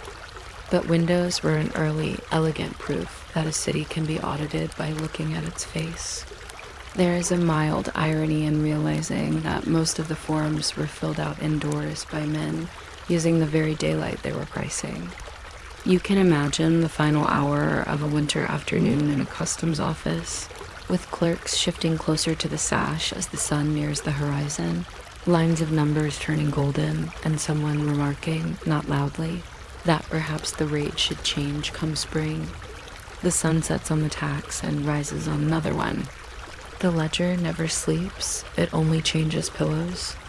We could end with outrage about light as a public good, but outrage is not sleepy. Instead, picture a narrow street after rain. The bricks are clean, the mortar looks like a tidy stitch, and on the second floor, a rectangle of older brick marks a window that closed 200 years ago. Not for romance, not for tragedy, but because someone did the math with a piece of chalk. The room behind it learned to live with a lamp. The family adjusted the furniture, perhaps put a chest where the sill once was. And once a year, an official came by and looked up and made a small mark in a book. It is a story without a twist and therefore ideal for bedtime. If you are still with me, you may subscribe, or you may simply consider the world's spreadsheets as a kind of quiet weather that passes through our rooms and leaves behind the strangest shadows. The day ends. The street keeps its painted eyelids. The tax is asleep. And somewhere in an archive that smells faintly of dust and twine, an assessor's notebook stays open to a page where the last sum has been done with care, and the light, having paid all it will ever pay, slides away. You might not expect a society built on slavery to write down lines it promised not to cross, but Athens loved lines on pottery, on marble, and very neatly in law. In the morning bustle of the agora, with peddlers arranging figs into hexagons and scribes trimming their reed pens, you could watch an owner stride past a juror who, 9 days earlier, had ruled that even in an age of masters, some things could not be done to a human being without consequence. It was an oddly civil arrangement, like a city that kept a leash on its own shadow. If you're still awake by the time we reach Aristotle's quibbles about souls, you can subscribe, or just let the sound of old legal words hum by your pillow like distant bees. Those legal words are specific and very sleepy. Athenian homicide law took interest in the killing of anyone, even an enslaved person, because death created pollution that upset the city's metaphysical housekeeping. Pollution is not dramatic in practice. It is simply a set of rituals and paperwork. Assault statutes treated a slave's body as an owner's property, but also awkwardly as a vessel of dignity. So there were penalties for public humiliation insults measured in drachmas, like milk measured in amphorae. If a free man struck a slave without cause, the master might sue for damage, and sometimes the magistrate scolded the attacker in words longer than the punishment. Athenian juries were huge 200, 300, sometimes more, and most trials were conducted at a volume that would make anyone drowsy.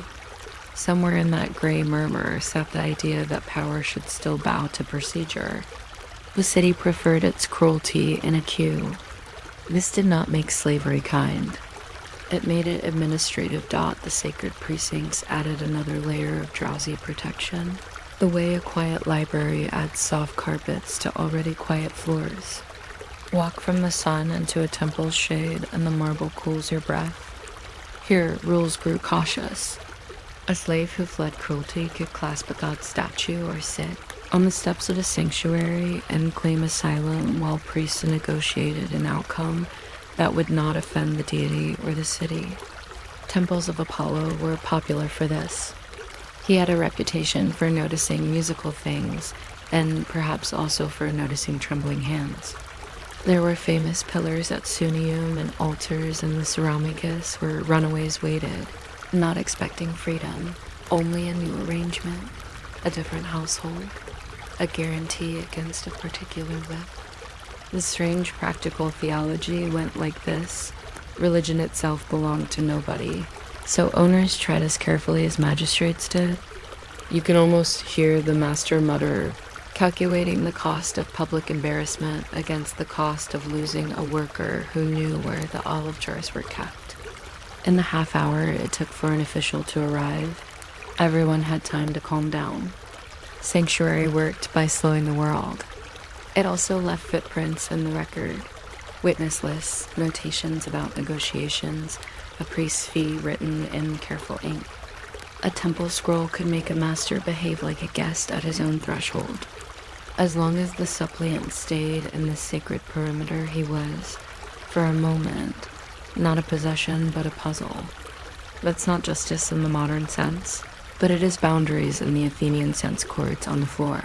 Telling everyone where to stand out daily life stretched those cords in quieter ways, which is the oldest trick of survival. In slave quarters, there were marriages without legal names, no contracts stamped with seals, no dowries recorded, but there were vows spoken over loaves while the ovens cooled. Owners recognized unions when it suited, splitting them when it didn't, and the courts sometimes frowned, sometimes shrugged. Children born to enslaved parents filled the city with small biographies nobody wrote down. Athenian comedy puffed about lazy slaves and clever slaves. You can ignore the puffing and listen for the minor facts tucked inside. A day off for a festival. An errand so routine it sounded like a proverb. A household where the maid knew all the secrets because she ended the day gathering lamps. Weddings in the narrow lanes could be permitted by nothing more than a nod, which meant they could also be protected by a court's sudden sense that families were furniture. You didn't kick if you wanted supper on time. Taboo in such a setting is not a thunderclap. It's a quiet habitual now. Some owners found it simpler to honor the no, and in the background rumbled the awkward requirement that, to be admissible in court, slaves' testimonies be taken under formal interrogation. Playwrights mention this as a kind of legal superstition the way modern people mention the right battery for the smoke detector. Everyone grumbled. Everyone complied. The city collected interrogations the way it collected taxes, in files tied with string, which is the least cinematic way to store human pain, and perhaps the safest for sleep. Philosophers came along to explain everything and accidentally complicated it. Aristotle, who catalogued beetles and constitutions with the same calm stare, wrote about the natural slave as if it were a botanical specimen on lucky souls. He said, whose rational part was present but needed another's command to make a life. It is a sentence that sounds precise until you try to apply it before breakfast. In practice, Aristotle's own students borrowed books from enslaved scribes, debated with enslaved tutors, and bought figs from sellers who had purchased their freedom by behaving too rationally to fit the theory. Under the olive trees of the Lyceum, a lecturer might say that some people were tools with breath, whilst a gardener across the courtyard, a slave with dirt on his hands and opinions about rainfall, watered the myrtle politely. Philosophy in Athens was a public sport. Anyone passing by could listen. In the conversations written as Socratic dialogues, the master of questions wanders from definition to definition until even the meaning of ownership looks wobbly, like a stool missing a peg. If virtue can be taught and souls can be cultivated, what exactly is the argument for owning another's effort forever? The dialogues do not settle it. They leave it airing like laundry. The city let this metaphysical draft blow through while business continued, a theater with doors propped open. Sometimes students use those airy arguments in lawsuits, quoting a neat line about moderation while trying to pry a cousin's hand from an inheritance. Even a faint philosophy can be a lever if you let it sit under the stone long enough. In that sense, enslaved people rescued by sanctuary or by a sympathetic magistrate owe a small, unrecorded debt to the habit of Athenians, asking whether their own thoughts were tidy. Owners, for their part, argued that tidy thoughts were compatible with untidy realities. A household was a workshop was a business was a contribution to the city's greatness, and if greatness requires rough hands, well, there they are. Yet reality leaked. There are records of masters fined for excessive violence, a legal rebuke that reads like a raised eyebrow, but still, an eyebrow raised by 200 jurors at once does fill a room. There are cases where a slave damaged property on purpose and was not executed because the law treated rage as a thing that could be redirected rather than crushed. We even find contracts allowing a person to work toward manumission through fixed payments, a schedule of freedom like layaway in a pottery shop. In Attica, freed people often remained resident as medics, paying a small tax and letting the bureaucracy follow them with quills rather than chains. None of this is triumph. It is paperwork. But paperwork has peculiar powers. A receipt can hold a door the way a sandal can. And because the city loved its processes, a clever petitioner could use the love against it. There are tiny, delicious moments in the records when an enslaved litigant appears only by proxy and yet the wording of a decree suggests that his complaint forced someone to copy an extra page. Bureaucracy is a mo. Resistance is finding a way to feed it pebbles until it coughs politely. Meanwhile, basil plants on windowsills were watered by hands whose names we do not have, and those hands carried philosophy home without announcing it. In crowded courtyards, people who were not supposed to form public associations formed private ones. Small devotional groups, shared savings pots, arrangements for proper burials. Household shrines collected whispered negotiations. A capricious owner might be avoided by neighbors, which in a city of favors is a meaningful, if silent, punishment. A shrewd owner learned to keep the shrine candles lit, and the neighbors tolerant. That is how power grows soft edges even when it remains heavy. Inscriptions commemorating manumissions pile up from the 4th century, names cut into stone with the patient pride of people who have learned that memory needs chisels. Some freedmen chose to dedicate their freedom to a god, sold to a deity and then rented by themselves. A legal fiction so careful that no one could interfere without also picking a fight with the temple treasurer.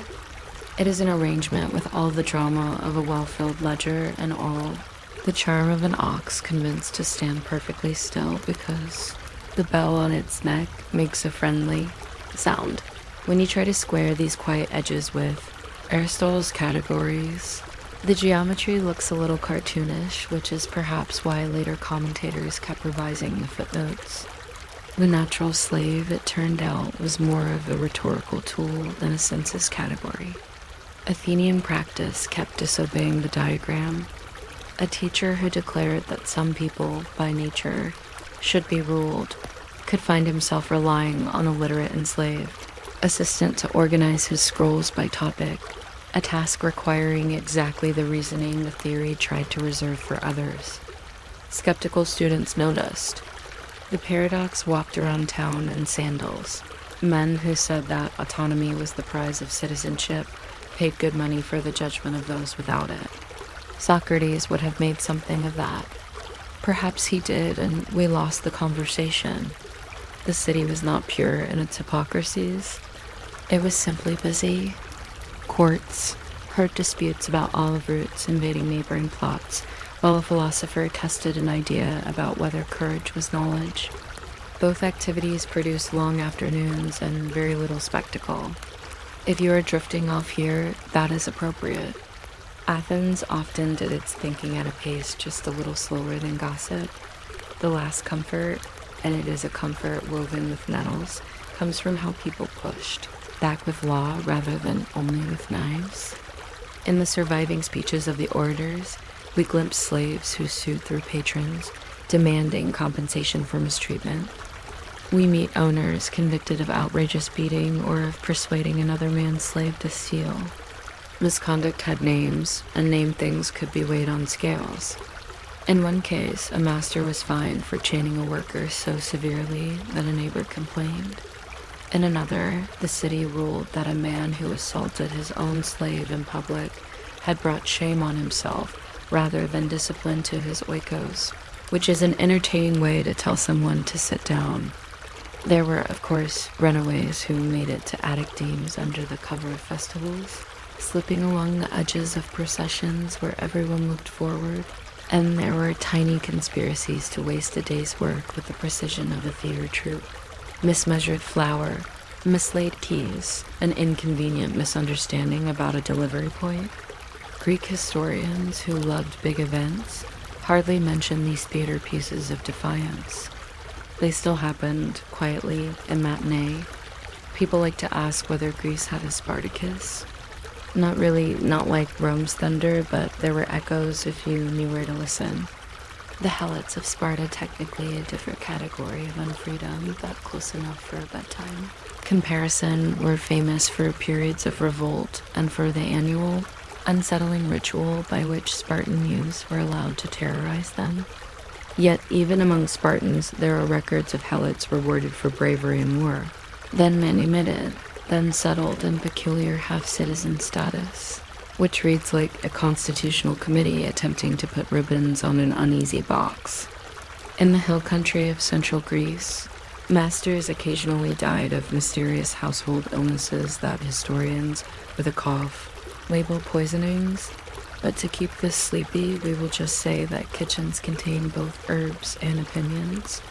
More often, resistance looked like geography, a labor gan that simply didn't appear at the field on a morning when fog sat heavily on the road, or a group of ferrymen working the current of a lawsuit the way they worked the current of a river. None of it changed the world on Thursday, but Friday sometimes felt a little different. The city made space for that, not intentionally, but by its own habit of writing things down and then being forced to live with the writing dot. So we come back, slowly, to the myth of total control, which turns out to be a story urban societies tell themselves when they purchase labor and discover, again, that people are not hammers. Law circled power like a low stone wall. Religion set out mats of sanctuary. Philosophy left windows open. Families insisted on themselves, and the enslaved, with patience sharpened by repetition, learned to make use of the wall, the mat, the window, the insistence. There is no grand ending to recite because Athens did not retire slavery with a speech. It merely continued with intervals of mercy in a city that could not stop talking about the good life, even while asking others to sweep for it. If your eyes are heavy, let them be heavy. Picture the Acropolis at night when the torches are out and only the moon writes on marble. Somewhere in a dark court, a juror folds his cloak and decides, without hurry, that tomorrow he will vote to fine a man for something small, and thereby move a line of fingers width. Somewhere at a shrine, a suppliant has been promised a transfer and sits on the steps counting breaths. Somewhere a teacher sharpens an argument about natural order, while his assistant quietly alphabetizes the papyrus rolls, knowing the alphabet is its own kind of order. The city hums, the law ticks, olive trees dream their silver dreams, and the old myth sleeps at last still there, but dull at the edges, while the human beings under it rearrange their lives by very small degrees until morning. You might not expect the city that invented theater to be so fond of paperwork, but Athens liked its law best when it arrived on small wooden tablets, lacquered and a little bit boring. The day begins in the Agora, all stone and sunshine, where a fishmonger arranges mullet in tidy rows, and a clerk arranges clauses in even tidier rows. Masters cross the square with the long confidence of people who think they own time. The clerks do not hurry. They have wax to smooth and rules to remember, and one of those rules is inconveniently clear. Even in a world of owners and owned, some lines cannot be crossed without the city getting involved. The homicide statutes care less about status than about keeping the gods unruffled. Blood causes miasma, the kind of cosmic clutter that makes priests sigh and reach for the lustral water. If a man kills a slave, the law wakes up, yawns, and takes notes. This is not kindness as we define it. It is domestic hygiene at the civic scale. Still, a boundary is a boundary. Penalties are assessed. Sacrifices are scheduled. Somewhere a juror scratches his beard and decides excessive beating in public is a shame upon the beater, which is a very Athenian way of protecting dignity while also protecting the schedule of the afternoon. If you're still awake when we get to Aristotle's drawer of philosophical labels, feel free to subscribe or don't. I'll never know. The legal files, however, will know. They always do. Assault on a slave could prompt a suit from the master for damages, because bodies appear in Athens under two names at once: a person who feels pain, and an investment that depreciates when bruised. The city is comfortable holding both thoughts like two olives in one hand. There are fines for public humiliation, for the kind of street corner slap that interrupts the grape seller's patter. There is even a rulebook tone to some verdicts, sober, exact, and drowsy in the best way, explaining that a respectable household should correct in private, not perform anger like a comic actor. The jurors do not use the word optics. They do, however, care how things look to Apollo, to passersby, and to the next line in the statute. This is the law above the masters, not a shining ideal, but a raised eyebrow rendered in ink. You can picture a magistrate holding a stylus like a metronome, tapping the table until tempers slow to the pace of procedure. Walk uphill, and the law grows cool and architectural. Step under a temple portico, and the sun turns to hush. Here the sacred boundaries begin, as useful and unhurried as the city itself. A runaway who reaches a sanctuary becomes, for a measured while, a theological problem rather than a household item. He holds the god statue or sits on the boundary stone, which is carved with letters that enjoy being read aloud. Priests negotiate. Masters appear, breathless with authority that suddenly needs a permit. Apollo is invoked with that special Athenian mixture of reverence and administration. Anyone can see the logic. The gods are everyone's. Therefore, no particular someone may do exactly as he pleases on their doorstep. Very often, the solution is compromise with ceremonial flourishes. The runaway is transferred or promised better treatment, or formally sold to the deity and leased back in a kind of holy paperwork that makes everyone behave better without having to say why. Religious fear is the city's nicest supervisor. Even the grumpiest master softens his voice when instructed by a man in linen who lights incense and remembers names. A sanctum does not free. It slows. Slowness is valuable. It lets people talk themselves into decency and then call it duty. Sometimes the talk goes further. The right to seek asylum slides out of marble precincts and into ordinary offices. There were officials for complaints, officials for oaths, officials for catching the moment before chaos. They lived in rooms with benches, which is how you know they expected many people to sit for a long time. An enslaved person who managed to reach such a bench could ask to be sold away from cruelty, or could simply create an awkward civic moment that needed resolution.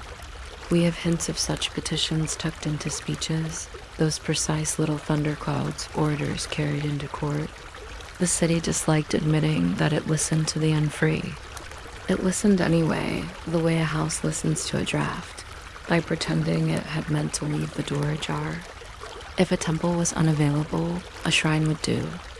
If a shrine was too far, the porch of a magistrate's office became, for the hour, a place with new air. These humble migrations mattered because Athens cared what witnesses could say. A free person could swear an oath. A slave's testimony, in theory, required formal interrogation. In practice, people stitched the truth together from whoever would speak clearly. The law was exact about the kinds of voices it preferred. Life was exact about the voices it had. The domestic world sustained its own quiet claims.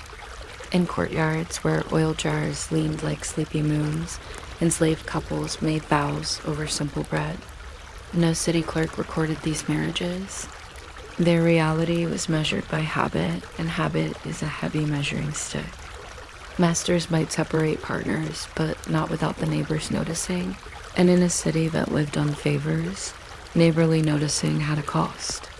Children born into these unions carried lineages the law did not chart, but the kitchen did, with lullabies that remembered who had the same laugh as an aunt in Boeotia. Tragedies on stage joked about clever maids and cynical stewards. Those jokes, viewed slowly, revealed taboos that even owners respected. The reluctance to sell a mother away from a nursing child. The reluctance to interrupt a household's efficient affection. Courts wavered. One day a judge shrugged and called affection irrelevant. Another day a jury, perhaps after lunch, decided that stability itself was property and should be left intact. Families were furniture you did not scuff if you wanted the room to keep working.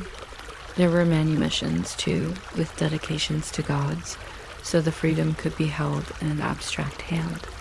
Stone inscriptions read like receipts written by gratitude. They line up in sanctuaries like neat rows of pillows on which, if we are honest, the city rested its conscience. Into this mix of rules and routines walked Aristotle, bearing categories like stacked trays. He wished the social world would stay put long enough to be labeled, but it refused with a smile. So he proposed the natural slave, a person whose deliberative faculty worked best under another's coaching, a flute that played its sweetest tune when someone else chose the song. On paper, the concept divides the marketplace into tidy aisles.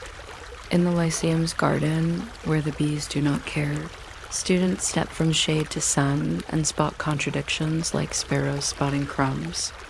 The household tutor who debates with the master's son appears to deliberate quite well. The enslaved accountant who audits the olives is not a flute. He is the one holding the purse. Aristotle's text tries to accommodate these exceptions with footnotes about degrees and conditions. The footnotes nearly outweigh the ease of the original sentence. To his credit, he notices that choice improves people, and that virtue is a habit, not a pedigree. The categories keep their official names, but Athenian air is breezy. The names flutter, as labels do, when the drawers are opened too often. Socrates, who liked to place ideas in a gentle headlock, complicates matters further. His conversations turn ownership into a maze designed for sleepwalkers.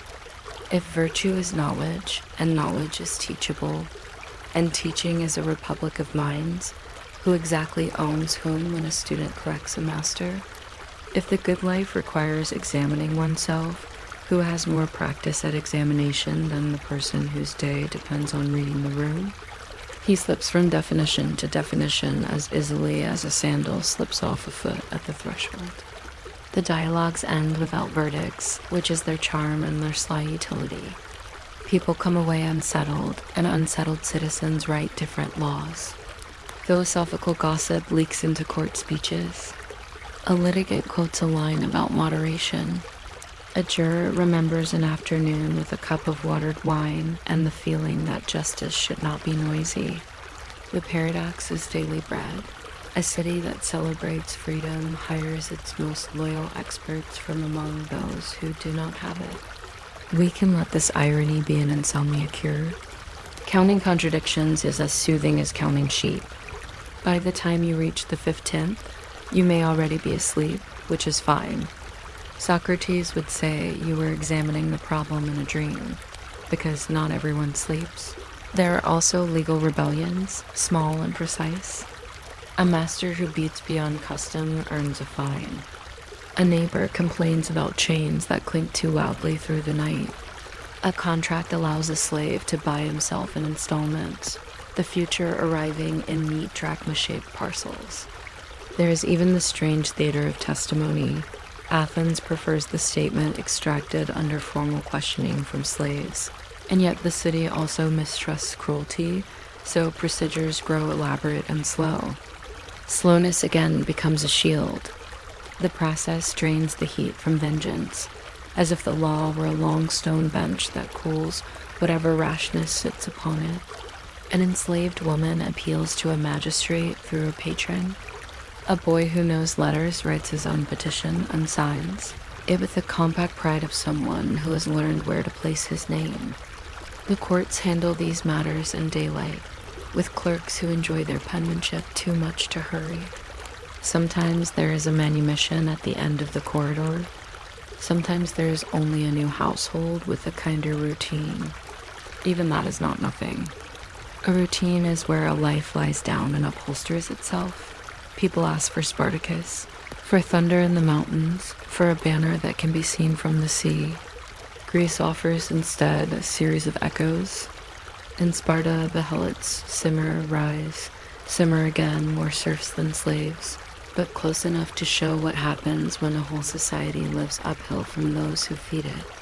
Periodic crackdowns, periodic grants of freedom for bravery, periodic uneasy compromises that create new categories with names like not quite citizen and free dash on dash special dash terms dot double quotes. Elsewhere you find rumors that smell faintly of kitchen verbs. A stew is oversalted, a master's stomach rebels, the household grief grows quiet and complicated. A group of ferrymen decline to row on festival days with a discipline that resembles choreography. A quarry team, faced with a new foreman, adopts a shared misunderstanding of the schedule so perfect that it should be carved in marble as a comic hymn. These are not revolts as the theater likes to stage them. They are anti-performances levers tucked under the heavy furniture of daily life. If there's a trumpet anywhere, it is stored in a cupboard behind the amphory and taken down only to be tested. The point is steadiness. The point is to survive this week in such a way that next week can be nudged one finger's width toward bearable. And slowly Athens, like everything slowly nudges Ada. Freedmen leave records of their new status in stone, dedicating themselves to gods with a legal fiction that is sweet because it works.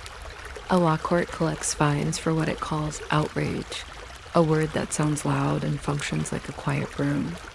Sanctuaries continue to act like cushions that cannot be struck without squeaking. A philosopher rearranges his definitions and pretends he meant to. A comic poet complains, good-naturedly, that the audience is becoming sentimental about servants, which is another way of admitting that the audience is beginning to notice the servants as complete characters, with punchlines that land because they are true. None of this changes the structure. It changes the weather inside the structure, which is what people live in. We drift back, then to the beginning, to the law above the masters, which turns out to be no higher than a lintel and no lower than a habit. You duck through it every day. You light lamps under it in the evening. Temples glitter across the city like carefully placed commas. They slow the sentence and clarify the breath. Families in the quarters continue to make their own grammar of affection, even if no clerk writes it down. Philosophy murmurs, as philosophy does, and the murmurs somehow percolate into the way verdicts are phrased. Resistance remains mostly administrative, which is not as stirring as a charge across a field, but is much better for sleeping. If you want a final line, Athens will disappoint you kindly. It prefers continuation. Listen to the soft routine of sandals on stone. Hear the faint scrape of a stylus as a clerk copies a name carefully, so it will be remembered exactly as long as the wax lasts. Somewhere a sanctuary lamp burns low. Somewhere a household shares bread. Somewhere a student tells his teacher that the definition might need one more word. The city nods. The night nods. And the myth of total control, which began the day so confidently, folds itself like a cloak and becomes, for another evening, something people can live beneath without quite believing. You might not expect a city made of marble to care about the softness of a boundary, yet Athens drew its lines like a careful host, deciding where sandals should rest by the door. In the morning light, the agra is ordinary and comforting figs on a table, a pot repaired with a neat bronze staple, a fishmonger arranging red mullet like punctuation marks. Masters stroll as if ownership were a breeze you could carry in your pocket. Clerks stroll as if punctuation, not people, ran the world. Somewhere a water clock begins to drip, measuring a speech that has not started yet. The law sits there too, as calm as a stone bench and just as patient, reminding everyone that even in an age of owners, there were rules that owners did not own. Homicide procedures were fussy on purpose. If a free man killed a slave, that was not a private housekeeping matter. The basileus, the old religious magistrate, squinted at pollution like dust on the city's altar and required purification. Vengeance had to take the long route, with witnesses and sacrifices, which is just bureaucracy wearing priestly linen. Fines existed for public outrage. The word was hubris, and it sounded bigger than a punch. Excessive whipping in the street could cost money and reputation, and Athens collected both with a tidy hand. If you're still awake by the time we reach Aristotle's filing system for human souls, feel free to subscribe, or close your eyes and let the water clock count for you. I promise not to notice either way. The jurors might, but only because they are paid with little tokens and like to feel useful. The myth of total control fades further. Once you watch the city protect its own decorum, masters were advised to correct in private, not because compassion ruled, but because public spectacle made neighbors frown and the gods wrinkle whatever the godly equivalent of a forehead is. Damage to a slave could prompt a suit for property, loss oddly humane by arid logic, as if compassion could enter court disguised as accounting. Meanwhile, the city had opinions about torture, testimony, and who could swear which oaths. The opinions were complicated enough to put anyone to sleep, which was perhaps their social function. You can almost hear a clerk smoothing a wax tablet and saying, in a voice like warm milk, that yes, the rule has an exception, and the exception has a footnote, and the footnote has a name in the genitive case. Even masters slowed down in front of sentences that long. When control meets procedure, procedure wins by yawning dot. Now step from the noise to the echoing cool of a sanctuary. The sacred boundaries do not look like much an altar stone, a ring of markers, a smell of oil that makes the air feel older, but the moment a runaway crosses that invisible edge, ownership becomes a question instead of a conclusion. Greek supplication had small rituals that were big in their patience. The fugitive might hold the god's statue with a ribbon of wool, or sit on a boundary stone as if planted there by ceremony. Priests negotiated. Masters negotiated. The city, pretending not to listen, listened. Often a compromise followed that would make a modern administrator smile. The runaway might be sold away from the offender. He might be manumitted by a pious fiction called Sale to a God, in which the deity buys the person and leases them to themselves as a free citizen, a kind of celestial paperwork that satisfied heaven, earth, and the archives. Temples taught everyone to talk softly. A sanctuary could not free by thunderbolt. It freed by intermission. Pause long enough and cruelty starts to look like a scheduling mistake. The city liked that. Requests for protection wandered beyond marble precincts into ordinary offices with ordinary chairs. A slave could seek transfer by appealing to a magistrate, and though the city disliked saying this was a right, it disliked public disorder even more. The magistrate's porch became, for an afternoon, a polite border where masters learned the delicate art of promising to behave. When oaths were involved, the gods were invited in with the seriousness of witnesses who never forgot. Meanwhile, life stitched its routine around these pauses. Households were practical. Kitchens do not care for chaos. An enslaved couple might be married in everything but ledger entries, their ceremony no more complicated than a loaf shared, and a blessing whispered by older hands. There were taboos that owners often respected selling a nursing infant away from. Its mother was bad form except among the worst, and bad form was expensive in a city that ran on favors. Comedies teased audiences with clever maids, loyal stewards, and grumpy porters. The jokes only landed because the roles felt recognizable. Inscriptions from manumissions pile up like small sighs of relief. Each carved stone a thank you note to a god who signed with silence. Freedom might include a paramount clause, an agreement to stay with the household for a term freedom, attached by a gentle string, but even a string changes how a day feels. Because Athenians loved ideas almost as much as olives, philosophy tried to make sense of what practice had already half decided. Aristotle arrived with categories as tidy as shelves. He suggested that some people are natural slaves, souls that deliberate better under the guidance of another, flutes that produce their best music when someone else chooses the tune. You can almost see him writing the sentence with satisfaction, aligning it so the periods neatly kiss the margin. Then the world shuffled in with counter-examples. The bookkeeper in the household who balanced accounts to an obol. The teacher who corrected a master's son with a look that invented authority on the spot. The sailor who chose the right wind when the owner had chosen the wrong cap.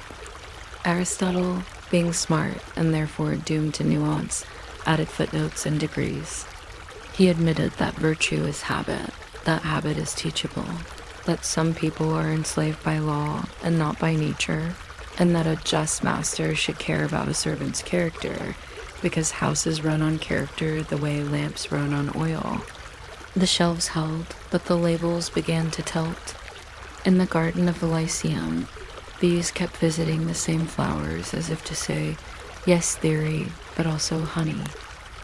Socrates, or at least the Socrates of friendly memory, preferred questions that made ownership look like a riddle with extra corners. If the good life is knowledge, and anyone can be taught, who owns the wisdom once it moves into the student's head? If the soul is harmed by injustice and the unjust master harms himself most, then who exactly is ruling whom in a room where one person controls the food and the other controls the conscience? Athenian youths, cheerful and slightly bored, argued this in porticos while the bakers pulled loaves from the oven. Dialogue was not a policy. It was a draft of air that changed the temperature of policies. Court speeches began to include philosophical garnish little lines about moderation, about cruelty demeaning the cruel, about the city's character as a shared thing. Even those who ignored the ideas felt their echo. Irony spread like shade at noon. A city that praised freedom relied on the confidence of the unfree to keep the wine cool and the accounts straight. The paradox did not collapse the system. Paradoxes rarely do. They make people tilt their heads, which is a start, and at bedtime, more than enough. None of this stopped small acts of rebellion that were legal in the way rain is legal. A horribly beaten servant fled to a shrine. A magistrate extracted a promise. A sale was ordered so the cruelty would not return. A mine worker at Lorient negotiated a manumission price through a patron who knew a notary who knew the ritual for it. Dedication to Athena paperwork so gentle it almost purred. A neighbor brought a suit for hubris when public punishment looked too much like theater. The case was timed by a water clock, so the outrage had to shrink until it fit the drips, which is one of the loveliest things law has ever done. Enslaved testimony, in theory, required formal interrogation. In practice, neighbors preferred a quiet consensus and a settlement before supper. Slowness was a weapon, and the city wielded it like a cushion. Cushions win more evenings than swords do. Families negotiated routines that made affection invisible and therefore resilient. A child learned letters on a wax tablet, and with them, the art of placing his small name at the right small angle proof that a life could thicken even inside a status that pretended to keep it thin. When people ask for revolt, they often mean spectacle. Greece specialized in the opposite.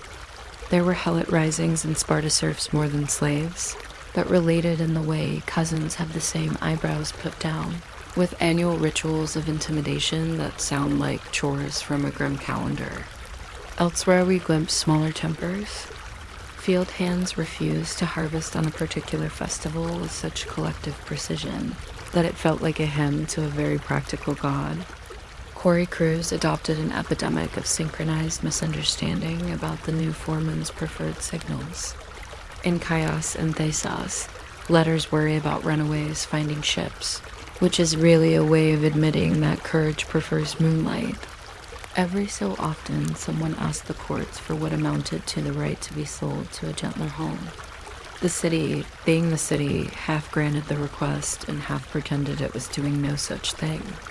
Revolt, when it came, looked like paperwork with a pulse. Meanwhile, the myth of total control stretched and thinned until you could see daylight through it. Masters who imagined themselves absolute discovered that temples kept hours they could not change, that juries enjoyed shaming a man who looked too proud, that neighbors had appetites for calm which excessive discipline disturbed. Athenian religion, which could be stern, doubled as a municipal softness. A shrine to Theseus sheltered refugees. Asclepius' precinct liked to be associated with cures, which included the cure of sending a quarrel back into a household with a promise better than fear. The city's legal language did curious things at the edges. It called certain outrages unseemly, a word that sounds sleepy but moves money from one purse to another with great accuracy. It recorded manumissions as thank offerings, as if freedom were the god's idea and the humans simply agreed. It let freed people remain tied by paramon, which reads harshly, until you remember that paramon was enforceable in court, meaning the freed person had standing as a party. A string can be a leash or a contract. Athens preferred contracts, mostly because contracts generate copies and copies keep clerks happy. We return, as the night does, to procedure. A juror drops a pebble into an urn with the seriousness of someone placing a seed in spring. A clerk smooths a tablet again because smoothing tablets is addictive. A master slows his temper at the threshold of a precinct because even the gods dislike bellowing. An enslaved woman rocks an infant whose future will be written line by line in the margins of other people's documents. The rocking is not in the archive, yet it is the archive's reason. Comedy plays at the festival, and the clever maid has the last word, not because the city thinks she always does, but because the audience enjoys the vision and, in enjoying it, inches toward it. Philosophy drifts over the scene like incense, rising and dispersing until nobody can say where the exact argument went, only that the air smells kinder. If you are drifting now, that is entirely appropriate. Athens would approve. The law above the masters remains what it always was. A raised eyebrow, a sanctuary step, a vote timed by water, a habit of promising in public. It is not a revolution. It is a routine, and routines, kept long enough, become the furniture of a better room. Somewhere a lamp in a porch goes out. Somewhere the water clock empties itself with the last polite drip. Somewhere a student rehearses a question he will never ask because the question has answered him already. The city folds itself into its quiet and keeps its lists, and the lists, being dull and tender, keep the city.